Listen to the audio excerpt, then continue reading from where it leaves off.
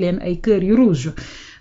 sëñ Moustapha gis nga ki nga xamante ni moom moo di Ousmane Sonko nekk ilimaani jëwriñ ñi daal dinay déplacé wu nege ni démb ànd ak ñi nga xamante ne nii ñoom ñoo di les membres du gouvernement ku ci mel ne maître Bamba Cissé maître Bamba Cissé suñu ko daal di waxee mooy jëwriñ gi yor kaaraange biir réew waaye daal di ànd ak ki nga xamante ne nii moom moo daal di nekk général Birame Diop yamu ca mu daal di ànd ak ki nga xamante ni moom moo daal di nekk Cheikh Diba demoon foofee nga xamante ni moom moo daal di nekk ca école police kaddu yi nga xamante ni daal dina ko ci yëkkati bu njëkk mooy rôle bu am solo bi nga xamante ni police nationale moom la ñu daal di am ci biir réew mi ndax wattu li nga xamante ni moom moo di kaaraange gi waaye discours bi nga xamante ni tenir na ko fa jëm ci li nga xamante ni moom moo di wàllu corruption ak Sénégal ci liste rouge bi nga xamante ni nekkoon nañ ci corruption te ñu génnee leen ci lan moo war a nekk dëgg taxawaay bi ba nga xamante ni ëllëg ak ci biir Sénégal kenn du ko gisaat ci liste rouge boobee ñeel li nga xamante ni moo di wàllub guerre.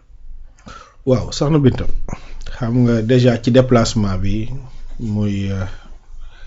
benn acte buy dugg ci prérogative bu premier ministre. Il faut le rappeler que le premier ministre au sens de la constitution moom yoon daf ni il dispose de l'administration. Les éléments de force de défense et de sécurité dañoo bokk ci éléments yu bokk ci biir administration. Premier ministre yilif ministre yi nga xam si ni ñoom ñoo yilif secteur yooyu muy armée forces armées comme ministère de l'intérieur léegi nag bu demee seeti leen dem école de police mu dem ñu defal ko ay démonstration ci naka la ñu defee maintien de l'ordre ak naka la ñuy gérer la sécurité publique quoi de plus normal dafa mel ni premier ministre bu génnoon building administratif dem impôt et domaine wala mu dem douane dem seeti leen c'est la même chose parce que ñoom ñëpp ci administration lañ nekk donc activité la bu normale dans une république beneen chose bi nga xam si ni wax nga ko soxna biir dama mooy discours bi mu fa tenir njëkk na magnifier ñoom seen importance ci naka la ñuy def pour assurer la sécurité des citoyens maanaam ñoom nit ñi ak seen ay biens wax na ci constance biñ ko xamee moom discours de vérité boobu déggoon ni mu doon waxee rappelé na li nga xam si ni moom loolu la doon wax bi mu nekkee dans l'administration ba pare mu jël la responsabilité aussi mu partager ko entre les donneurs d'ordre ak ñi koy exécuter. wax ni ñoom en tant que politique war nañoo veiller ba bu ñuy jox ordre ñu xool ni ordre boobu méngoon na ak oui ou non ak li nga xam si ni moom mooy texte yi nga xam si ni moo régir Sénégal. ci wàllu liberté publique ci wàllu gestion et maintien de la sécurité et de l'ordre beneen bi moom mooy sur la corruption parce que fléau la. du Sénégal kese mais un peu partout ci àdduna bi nit ñi dañuy lutter contre la corruption ma rappelé ni au sein de la ci suñ constitution ci préambule bi dañu Sénégal dafa attaché wu ci deux grands principes yooyu moom mooy la transparence et la bonne gouvernance loolu c'est depuis la constitution du 22 janvier 2001 alors boo jëlee engagement yooyu muy sa doctrine de gouvernance ak doctrine bi ngay appliquer dans le cadre de l'administration des affaires publiques donc dafay war nga koy jëmmal te corruption toujours comme ni mu demee vulnérabilité lay exploiter faiblesse bi am ci yenn procédures yi moom lay exploiter yenn lenteur yi am ci administration aussi dans le traitement des affaires moom lay exploiter beneen bi moom mooy ay système passe droit pour un peu violer la loi pour mën a def benn affaire de corruption di exploiter léegi bu ñëwee poser le débat là où parfois nit ñi yaa koy décrire am na ay problème mi ngi wax danger bi corruption mën a andi ci développement économique et social kii jël corruption 1000 francs bu ko xamee bu ko xamul corruption boobu noonu ñu koy def mënul xam ban impact lay am ci xaalis boobu mu jël pour bàyyi li nga xam si ni tey kiiwul yoon parce que loolu mën na andi benn danger public de la même manière moom ci boppam la ko commencé jëlee ko ci président de la République ba ci suuf képp koo xam si ni ñi ngi lay ger pour nga war a mën a def yow wala nga bañ a def liggéey bi nga xam si ni tey moom la état sant saytu bi nga war a saytu loolu boo ko xamee boo ko xamul yaa ngi mettre en danger sa dëkk yaa ngi mettre en danger sa askan parce que corruption ñaar dong la da ngay corrompre pour bénéficier wu ci benn service boo xam si ni yow waroo ci bénéficier wu wala nga corrompre pour bañ ñu vérifier la contrôler la ci loo xam ne si ni yow nekkoo ci yoon effectivement te mu am nag ñaari acteur le corrupteur mooy ki nga xam si ni moom mooy ñëw proposer xaalis bi pour mën a bénéficier wu loolu ak le corrompu ki nga xam si ni moom moo koy jot donc ñoom ñaar ñëpp du point de vue de la loi ñoo bokk sanction ils sont répréhensibles maintenant nag bu ñëwee jël discours de vérité boobu mu rappelé ko mu teg ko ci table bi daf ñu interpeller ñun ñëpp mooy li nga wax Sénégal avant 2024 dañoo nekkoon ci liste grise u Gavi bokkoon ci dëkk yi nga xam si ni yëpp dañ leen a surveiller woon mooy dëkk yi nga xam si ni fa la corruption njëkk a amee enquête annuelle bi nga xam si ni moom la Forum Civil doon def mooy indice de perception de la corruption Sénégal ci dëkk yi nga xam si ni ci liste rouge bi la yàggoon a nekk mais dañoo changer gouvernance rek nit ñi nekk ci perspective u transparence ak redevabilité ak reddition des comptes bu clair boo xam si ni dañ ko affirmer bien que dans la pratique am na lu ci bari loo xam mën nañ ko décrire mais dans la pratique lu bari tey tax na ñu génn ñu ci liste boobu noonu tey Sénégal nekkatul ci pays yi nga xam si ni moom moo ëpp corruption Sénégal nekkatul ci pays yi nga xam si ni fa la passe droit yi gën a bari léegi Sénégal mi ngi ci benn perspective boo xam si ni tey ak yu bari buñ ko améliorer comme ni ko premier ministre waxee mën nañoo nekk ci rampe développement bu am solo.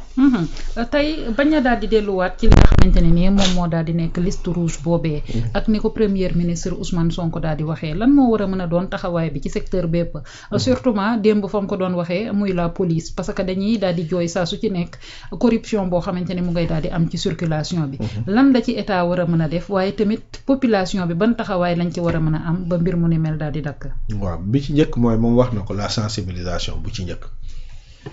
Il faut bien sensibiliser les gens ba ñu par ñu xam danger bi il faut ki nga xam si ni moom mooy recevoir xaalis bi pour def liggéeyam waru mu bañ ko def il faut mu xam moom risque li nga xam si ni moom lay def lan la xaalis bi ngay jël bu néew boobu mu jariñ la ci benn fan mais ñaata famille la mën a lor temps yëpp gis nañu yenn oto yi ñuy romb créer yenn danger yi barki dem am na benn oto dafa mel ni conteneur bi dafa décoché wu daal di daanu ci ay nit ba lor ay doomu aadama kooku romb na ay fu bari fu ñu ko waroon mën a contrôler léegi ñooñu ko bàyyi ba mu ñëw def loolu bu ñu xamoon ni loolu lay causer comme danger est-ce que ñoom seen conscience du am leneen lu mu leen di jox de la même manière ki nga xam si ni moom mooy jël responsabilité def loolu dawal oto bi te xam ni coché wuñu conteneur bi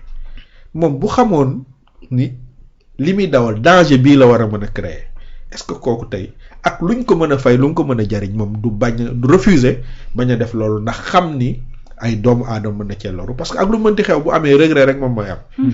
parce que kenn neexul ci benn conscience u nit nga wéet yow kese xam ni à travers ta faute personnelle causé na ay nit ñu loru ci ñu yàq ci fa loolu xajul ci benn bopp lu moo tax la sensibilisation am solo deuxième chose moom mooy la sanction oui la sanction nag peut-être positive comme négative xam nga bërki démb jël nañu ay initiative yu mat le président l'avait annoncé ci sur la transparence mooy la loi d'accès à l'information beneen bi moom mooy loi bi nga xam si ni def nañ ko pour les lanceurs d'alerte protéger leen donc yooyu dafa nekk ay initiative yoo xam si ni pour la première fois dans l'histoire politique du Sénégal encadré nañu nit ñi naka lañ mën a def pour ñu am accès à l'information publique mais bu amee ay faits yoo xam si ni mën a créer système de prévarication wala corruption ñu mën ko dénoncer bu ñu ko dénoncer positivement la loi ñi nga xam si ni may nañ leen ñi dénoncer sur la transparence loi boobu may na leen sax ba une bonne partie ñu mën a jot benn ndàmpaay ñi nga xam si ni nag jàpp nañ leen ñu koy def soxna Binta ñooñu warul am benn répit bu ñu leen bàyyi on doit sanctionner sévèrement durcir les sanctions il faut ñu durcir ko parce que dëkk tubaab yi li fa nekk ñun gënuñ leen jub de c'est parce que y a des sanctions yu ñuy ragal moo tax effectivement pour man yenn yi bu ko nit ñemee def pour garder poste pour am ay prébande wala pour am yokkute boo xam si ni wute naag traitement salarial am loolu pour man nit dañ ko war a sanctionner montrer ko à l'exemple moom mat sëkk parce que l'argent public waruñu may kenn mu koy dilapider waruñu may kenn mu koy foowe la sécurité publique waruñu ko foowe la vie et la quiétude des gens loolu warul nekk loo xam si ni nit ñi dañ koy laam-laame donc corruption luñ ko gën a marginaliser rek ñu créer des conditions du développement parce que li xewoon Sénégal moom soxna Binta kenn xamul woon na la dafa mel ni laisser aller moo fi amoon kenn ku nekk loo jël xeeb ko loo luubal xeeb ko loo def sa poche xeeb ko loo jël ci dooley askan wi ak moomeelu askan wi xeeb. te nag nit ñi dañoo def changement pour mu créer rupture bu totale ci système bu mel noonu. Donc s'il y a une sanction positive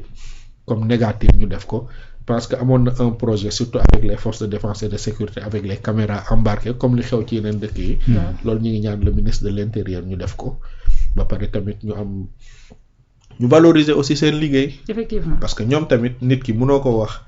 lii résultat bi laa bëgg te amul motivation boobu pour def ko. Je pense que comme ni ko yeneen système yi amee yi nga xam si ni mooy amoindrir de lutter contre loolu la douane impôt et domaine comme trésor ni ñu amee ay fonds communs pour man les forces de défense et de sécurité yi nga xam si ni ñi ngi taxaw ci mbedd bi di assurer sécurité bi di gérer circulation bi ñoom infraction yi ñuy constater contravention yi par rapport à la loi une partie dañ leen ko war a réserver comme prime parce que loolu mooy tax ñoom ñu sawar a def seen liggéey. te bu boobaa du ñu vulnérable ci ay faits de corruption. et que pourtant le PM Ousmane Sonko wax na ko parce que nee na am na benn yokkute boo xamante ni sax tollu na ci 18,23% yoo xamante ni yokku na ci budget bi nga xamante ne nii moom la ñu daal di voté à l'Assemblée nationale. concernant li nga xamante ni moom moo di police cette année.